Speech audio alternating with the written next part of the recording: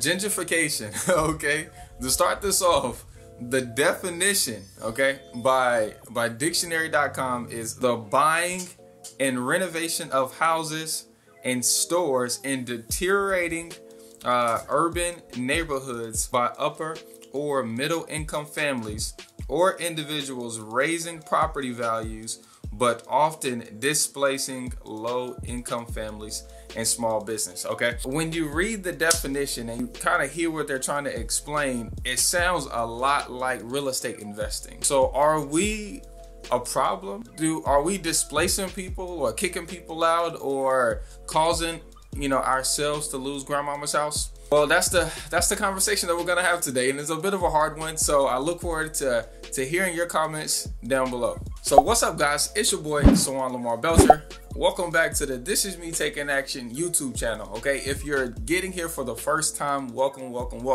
Typically, we talk about business, finance, and real estate, how I use real estate to make as much money as possible during a 30-day period of time while I cherry pick the very best deals for myself. And typically, we're using real estate to create multiple kinds of checks in different ways, okay? And I'm gonna start this off by telling you how we make money inside of real estate investing. Typically, what I teach people to do and what I do myself is we will create some kind of niche marketing, okay? Some kind of pain point marketing. So maybe a code violation list, we will target them, or bankruptcy or divorce, or even probate, which is when someone passes away and their family inherits their house. Now we will target those people with our marketing, put ads in front of them to see what their level of interest is, to allow us to buy it from them. Now, typically when we buy, we're buying at lower prices, okay? Because we need to make room for profit. Then if we can't buy it at a lower price, we'll do something creative where they might not get any money in their pocket, or they'll get very little, but we'll end up with equity at the end of it because of the value, right? The rehab or the strategy that we end up implementing. You see where I'm going with this? So now I'm gonna read this definition again, so that way we can kind of talk through this, okay? And why I think that we as real estate investors are not a problem, okay? And I think, let's just get into it, okay? We're gonna do it one more time. Gentrification, the buying and renovation of houses and stores in deteriorated urban neighborhoods by upper or middle income families or individuals raising property values but often displacing low income families and small businesses. Here's a real life example. Okay, real life example. So during the whole pandemic thing, landlords who didn't have a lot of money in reserves, who wasn't able to get paid rent during that period, they got hurt financially, okay? And so a lot of landlords decided to sell their properties at extreme discounts, knowing that they couldn't pay their property taxes, that they couldn't pay their insurance, that they couldn't afford to fix up the properties because the tenants that were in those properties were not willing to pay, even if they could pay, because of said laws in the United States at that particular time. Okay, so I happen to be one of the investors that took advantage of buying properties at an extreme discount. Okay, literally I got a property on Florida, ARV is like 180, and I picked it up for 25,000. Okay, another one on Ray Street at the same time. I picked it up in a package of 5 houses at one time. All of them I paid 20 to 25 grand for.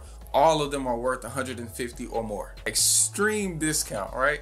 Now, all of them had tenants in it, like I said, which I knew they were not paying rent. Okay, so as an investor, when you come in to make a investment and you're looking for a return on your investment, this person who's not paying rent, their quote unquote rent is $400, $500, right?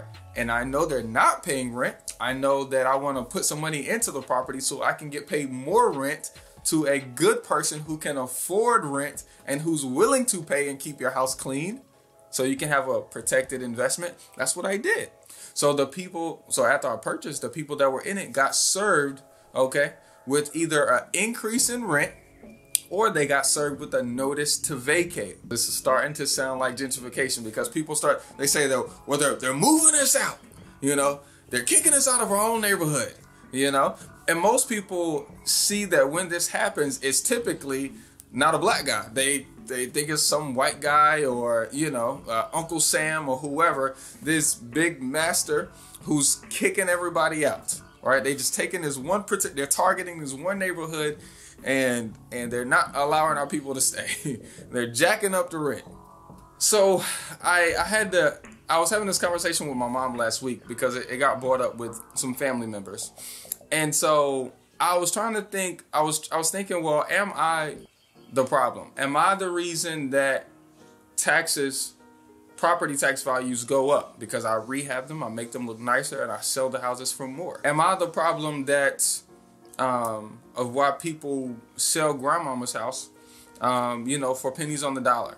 You know, am I the problem of why some people lose their houses, you know, in the quote unquote hood? You know, literally, like, am I the problem?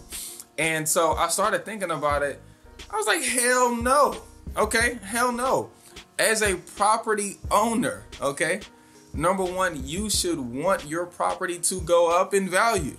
Why would you buy a house for, let's call it a low number, 50 grand, and then in 10 years, you want your house to be worth 50 grand? It wouldn't benefit you to own at that point.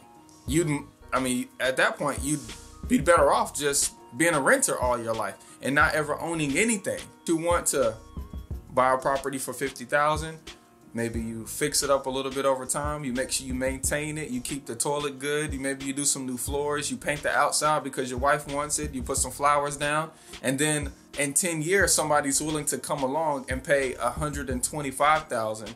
So that way you've paid down your mortgage, that way you're able to take that money and go buy and invest in a bigger property for your family and do the same thing again. Isn't that what people want for themselves? 3 assumptions of economics is that everybody wants the best for themselves, okay? So shouldn't you, as a homeowner, want your property to increase in value? And so since you want that, you should want the house across the street that doesn't look well. This by definition, it says buying and renovating houses and stores that are deteriorated.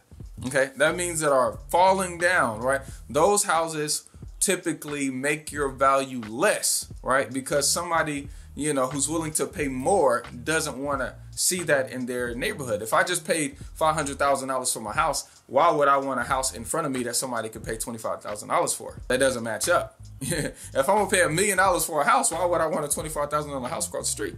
That doesn't make any sense, right?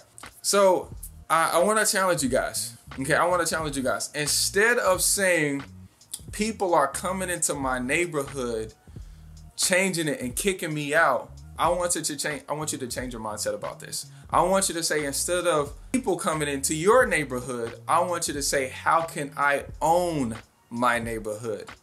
How can I be the change that I want to see, right? And one way, okay, people's gonna start saying, well, you know, I don't have any money, right? I don't have the credit to do this. You know, they're not going to let me do that. First of all, I don't know who that is, because the way I teach you is to go direct to seller. So whoever has ownership of the property or control of it, I go direct to them. I don't go to the government to just pick up property. I go directly to the seller, and I use good sales and persuasion skills, right, to get a property under contract. And then I'll go out and I'll find the money. I'll go out and raise the capital so I could then buy the property with other people's money. And then I can do as I wish to make the neighborhood better and increase value over time while I create cash flow for myself. Okay, so I want to challenge you to do a little bit of that. Okay, so I'm gonna leave a link below to the Real Estate Made Easy course that'll teach you how to find properties like that you can create massive equity. Okay, I literally, I went to the bank the other day and they said my portfolio was worth about 3.3 M.